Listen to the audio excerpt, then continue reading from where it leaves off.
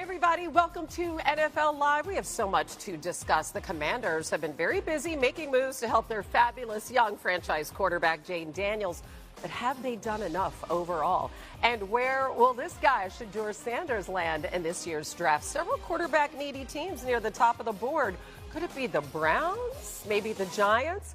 What about the Packers' young and versatile wide receiving core? But do they still need to add a game-changing number one to give Jordan Love a go-to guy? We have the experts to answer all of these questions and more. I'm Hannah Storm alongside Mina Kimes, Bill Barnwell, and Damien Woody. So let's get right to it. Stefon Diggs is where we start. One of the most accomplished receivers in the free agent market, but coming off a season-ending injury. Now, he spent quality time with the Patriots, his first known off-season visit. He had some dinner with staffers last night, meetings, and a physical today. So the Patriots haven't had a 1,000-yard receiver in the last 5 seasons. They're the only team without one. New England's last 1,000-yard wide receiver was Julian Edelman in 2019. That was Tom Brady's final season with the team. But what about Stefon Diggs? 6 straight 1,000-yard seasons from 2018 to 2023. All right, Mina, let's start with you. How do you like Diggs as a fit in New England? I think it makes a lot of sense, Hannah, and they should be interested. Obviously, Stefon Diggs is coming off of the ACL injury and is getting up in the years somewhat. But last year, before he got hurt, he was incredibly productive for the Houston Texans. In fact, through that Week 8 injury, he ranked 4th amongst all receivers in catches under 20 yards. He was actually 3rd in ESPN's receiver score. In him, you know you're getting a crafty and experienced route runner with reliable hands, somebody who Drake May could target, again, particularly in the short and intermediate parts of the field. Now, it doesn't mean they're done at receiver. You still need speed. You still need a big-bodied perimeter threat. But as far as bringing in a veteran to what is currently constituted a pretty underwhelming group, I would not dislike it for New England, especially because I don't think it would cost them very much. Yeah, listen, I agree. Listen, we all know about the injury and obviously being on the wrong side of 30. But the one thing that Stefon Diggs would bring is a veteran presence, a chain mover. Kind of like him to like Keenan Allen, a guy that a young quarterback and Drake May can look to in critical situations. And by no means are you going to stop with the Stefon Diggs if you bring him on board, because I still think they need an explosive element on the outside. But they need to add a veteran presence to I think, calm down a young quarterback, where a guy that, you know what, on 3rd and 5, I can look to Stefon Diggs to move the chains and continue to drive. Yeah, the good news is they have their quarterback, and they also have another option at wide receiver. This is according to Mel Kiper Jr.'s latest mock draft, and that would be Travis Hunter. The Patriots have the 4th overall pick. The question remains, which side of the ball will he play the most? Is it going to be a receiver or a DB? Bill, if they take Hunter, where do you see them playing him the most?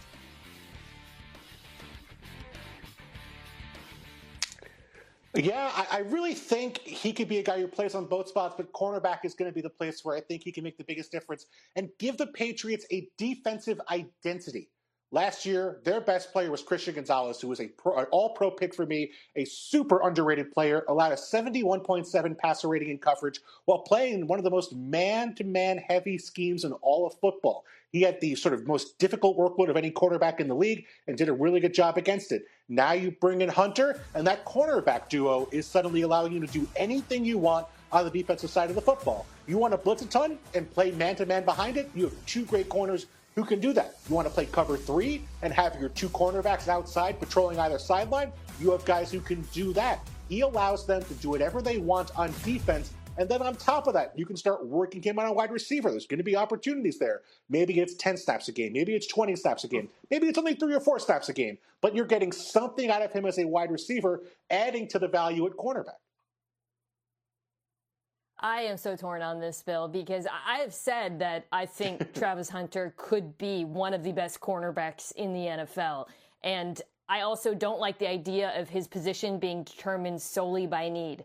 However, if the Patriots were to take him, not only do they already have 2 good cornerbacks in Christian Gonzalez and Carlton Davis, who they signed this year, he would so obviously, in my opinion, be the best receiver on the roster.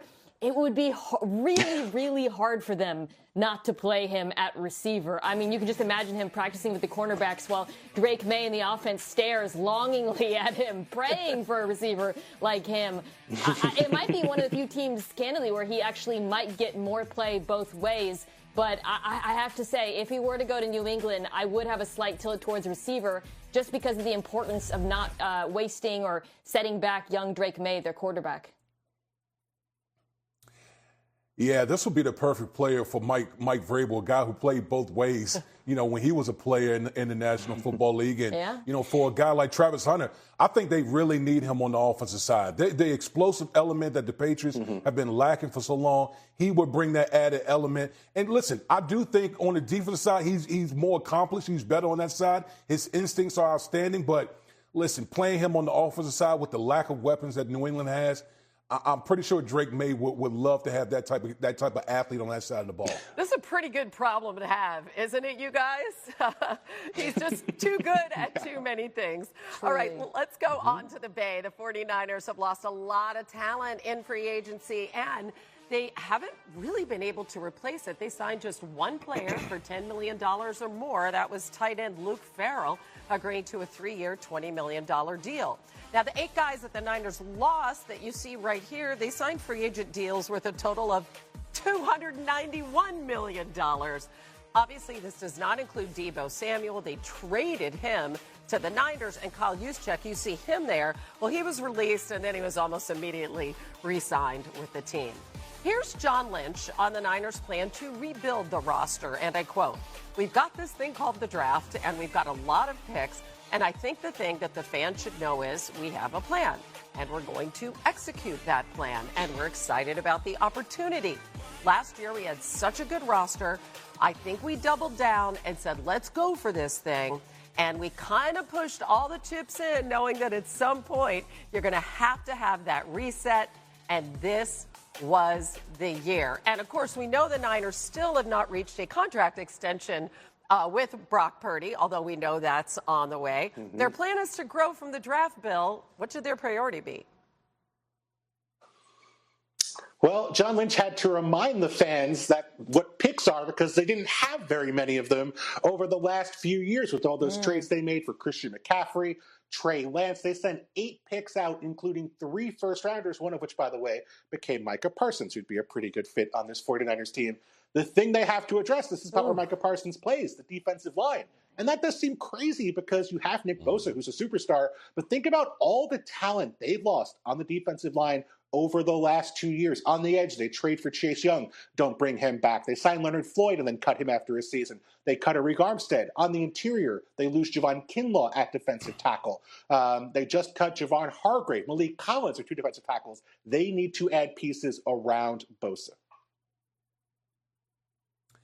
Bill, my brother, we are thinking the exact same thing. The defensive line. Who is their defensive coordinator now? Robert Saleh. That system thrives on the defensive line and getting after the quarterback. And so when you look at, since Robert Saleh was gone when he left, there was kind of a drain on the San Francisco 49ers defense. They need to start replenishing that defensive line because that is the staple of a Robert Saleh defense, is the defensive front dictating the terms. That's where they should head, early in the draft. Yeah, don't disagree with you guys at all about the defense. I'm going to go to the other side on the trenches. Trenches really should be the theme of the draft for the 49ers because the offensive line also is in need of replenishment. Trent Williams, still one of the best left tackles in the NFL, getting up in the years, obviously had some injuries last year. They hit on their 3rd-round draft pick last year, the guard Dominic Pooney, who was excellent. But outside of that, really, I could see them drafting a tackle, center, or a guard. And honestly, they should just take the best player available on that for that offensive line. But there has to be a priority for this team, especially with young Brock Purdy most likely getting a big contract soon. He needs protection. And here's the thing. They have 11 picks. They're tied with the Ravens for the most in the NFL, and they have 4 in the top 100. All right, meanwhile, the team that finished atop the NFC, the Lions, they proposed a change to the playoff structure. While division winners would still get an automatic spot in the playoffs, they would no longer be guaranteed a top 4 seed and a home game. Instead, overall records would decide that seeding. So let's take a look at how that actually would have played out in the NFC last year. As you can see, the Bucs and the Rams, they would have dropped from the 3 and the 4 all the way to the 6 and the 7. And then the 14-3 Vikings, they would move up to the 3 seed. The Commanders would have been the 4. The Vikings, the reason they're behind the Eagles is because that first tiebreaker is for division champs. So in order to jump a division winner, a team would need to have a better outright record. Got all that? Okay. T. Woody, are you a fan of this new proposal? You know what, Hannah, I hate to sound like the old man get off my lawn type deal, but I am still in the mindset of win your division. Like, I don't want to lessen winning. Like, when you win your division, you've earned a home playoff game. I think I would never get off of that. I think that is super important. When coaches when we gather as a team, the first thing coaches always talk about, win your division. Let's get a home playoff game, get in the tournament, and let the chips fall where they may. So I get it, but I guess I'm a traditionalist in that manner.